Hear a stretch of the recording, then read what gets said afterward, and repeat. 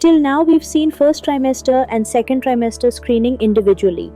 Now let's look at combined approaches, integrated and sequential screening. They are not commonly used today, but remain important for exams and counseling. In the first trimester, the double test includes NT, PAPPA, free beta HCG, with a common screen positive cutoff of 1 in 270. In the second trimester, the quadruple test measures AFP, HCG, unconjugated estriol, and inhibin A, also often using 1 in 270 as the threshold. In integrated screening, you measure NT and PAPA in the first trimester and the quad panel in the second, but you release only one combined risk report in the second trimester. This yields a detection rate of about 95% with a 5% false positive rate. Some models detect approximately 85% with less than 1% false positives. The limitation: no early risk, so the window for CVS is missed. Sequential screening can be performed in three different ways: independent sequential, stepwise sequential, and contingent sequential. Let's look at each one. First, independent sequential. In independent sequential screening, the first trimester double test is performed with a cutoff of 1 in 270. In the second trimester, the quad screen is performed independently, also using 1 in 270.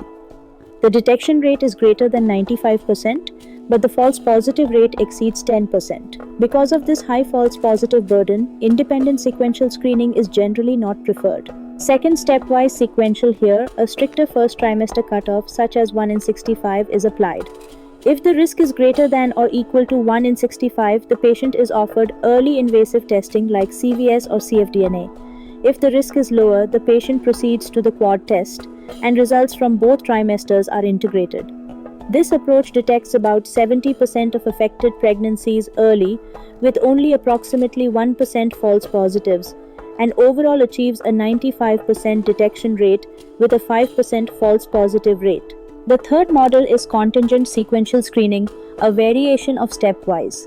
Here, patients with a very low first trimester risk, for example less than or equal to 1 in 1300, complete screening in the first trimester itself. Only those with intermediate or higher risk move on to the quad test. This means only 15 to 20% of patients need a second trimester sample.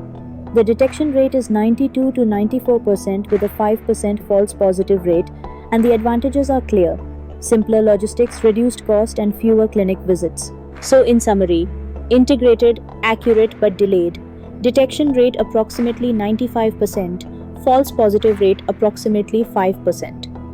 Independent sequential, high detection rate but false positive rate greater than 10%. Avoid. Stepwise sequential, early diagnosis with overall detection rate approximately 95%, false positive rate approximately 5%. Contingent sequential, only high or intermediate risk continue to second trimester. Detection rate 92 to 94%, false positive rate 5%, simpler logistics. Always remember, screening is not equal to diagnosis. Positive results require confirmatory testing with CVS or amniocentesis. These combined models are rarely used in routine practice today, but they remain important for exams and to understand the evolution of prenatal screening. In our next session, we'll move on to cell-free DNA screening and also discuss the implications of abnormal serum analytes, not only in aneuploidy but also in pregnancy outcomes and syndromic associations beyond chromosomal disorders.